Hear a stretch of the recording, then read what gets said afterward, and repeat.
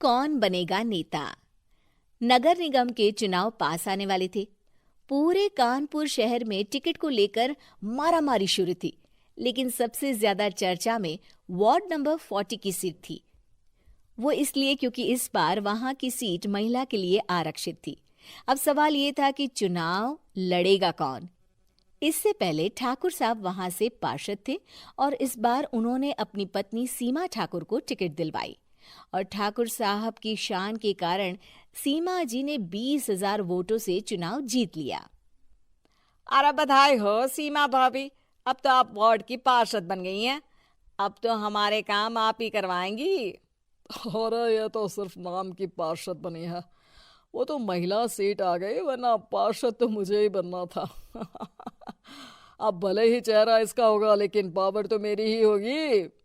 अरे वाह भाई साहब, क्या दिमाग लगाया है आपने भी। आइए आप लोग, खाना लगा दिया है सबके लिए। सीमा जी पार्षद बन चुकी थीं, फिर भी उनकी एक ना चलती। सारे काम ठाकुर साहब खुद ही संभाल लेते और जहां जरूरत पड़ती वहां सीमा जी का अंगूठा लगवा लेते। सीमा जी ज्यादा पढ़ी लिखी भी नहीं थी। एक दिन ठाकुर साहब और सीमा एक प्रोग्राम में जाते हैं।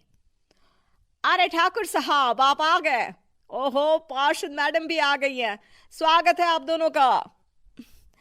लगता है हमारे पार्षद फंड का सही इस्तेमाल हो रहा है। चलिए अब उद्घाटन करते हैं। ये लीजिए ठाकुर साहब कैची, आप ही सबसे पहले प्रवेश कीजिए। सब लोग आगे निकल जाते हैं और सीमा जी पार्षद होने के बावजूद भी पीछे खड़ी रह जाती हैं। वो देखती हैं कि वेलकम बोर्ड पर उनका नाम है, लेकिन महिला होने के कारण कोई उनका सम्मान नहीं कर रहा। अगले दिन एक आदमी उनके घर आता है। अरे ठाकुर साहब नमस्कार। कल ना हम नोटिस किए कि हमारा घर तो अवैध है और नगर निगम वाले उसे तोड़ने आ रहे हैं। अरे कुछ कीजिए ना ठाकुर साहब। देखो भाई, मैं तो ज्यादा कुछ कर नहीं सकता, पर अगर तुम सबकी जेब गर्म कर दो तो कुछ हो सकता है। कुल मिलाकर 4 लाख लगेंगे। अरे 4 लाख ठाकुर साहब? अरे भाई, मैं अपने लिए नहीं मांग रहा हूँ।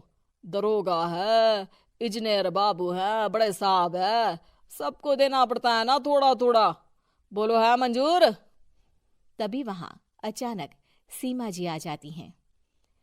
अरे ये आप क्या कर रहे हैं? पहले इन्हीं लोगों से तो आपने वोट मांगे, अब इनसे ही पैसे ले रहे हो। अरे चुप रहो तुम, तुम्हारा काम है सिर्फ अंगूठा लगाना, तुम वही किया करो। मुझे दूसरे काम तुम मत सिखाओ, समझी? और तुम ना जाओ, अब पैसे लेकर आओ, वरना जेसीबी किसी भी वक्त आती होगी। सब कुछ ऐसे ही चलते रहता है। एक दिन सीमा जी और ठाकुर साहब को एक लोकल मीटिंग में बुलाया जाता है। वहां पर कई और अधिकारी लोग भी मौजूद रहते हैं। अब मैं चाहूंगा कि ठाकुर साहब हमारे बीच 2 शब्द कहें। मेरे प्यारे भाइयों और बहनों, आज मेरा सौभाग्य है कि मैं आप सबकी सेवा दिन रात कर पा रहा हूं। आपने मेरी पत्नी को भारी मतों से जिताया है, इसलिए मैं आप सभी का शुक्रगुजार हूं। मैं आप सबसे वादा करता हूं कि हमेशा की तरह हमारे वार्ड में किसी को कोई तकलीफ नहीं आने दूंगा। सभी लोग तालियां बजाने लगते हैं। अब मैं माननीय पार्षद मैडम को स्टेज पे बुलाना चाहूंगा। अपने नाम को बुलाया सुनकर सीमा जी एकदम चौंक जाती है। उन्हें बिल्कुल उम्मीद नहीं थी कि इतनी बड़ी जगह उन्हें मंच पर बुलाया जाएगा। जैसे तैसे वो मंच पर चढ़ती हैं।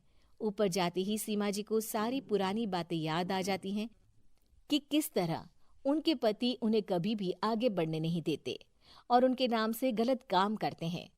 वो बोलने लगती हैं। मैं आपके वार्ड की पार्षद सीमा हूं। आप में से बहुत कम लोग ही मुझे जानते होंगे, क्योंकि इससे पहले मुझे कभी ऐसा मौका ही नहीं मिला। सारे मौके मेरे पार्षद पति यानी आपके ठाकुर साहब ही लेते रहे, लेकिन आज ये मौका मुझे मिला है तो मैं इसे ऐसे ही नहीं जाने दूंगी। मैं आपको ये बताना चाहती हूँ कि आपके ठाकुर साहब मेरे नाम की आड़ में गैर कानूनी काम करते हैं, जिस पर अंगूठों के निशान मेरे होते थे। इसीलिए मैं अपनी गलती मानती हूँ और आज अपने पद से इस्तीफा देती हूँ, ताकि आगे से कोई गलत काम ना हो पाए। अब फैसला आप सबके हाथ में है कि आप हमें क्या सजा देना चाहते हैं। सीमा जी की बातें सुनकर ठाकुर साहब के चेहरे का रंग उड़ जाता है और वो शर्म से मुंह नीचा करके वहां से चले जाते हैं और पद से इस्तीफा देकर ही सही सीमा जी अपने आप में आत्मविश्वास महसूस करती हैं।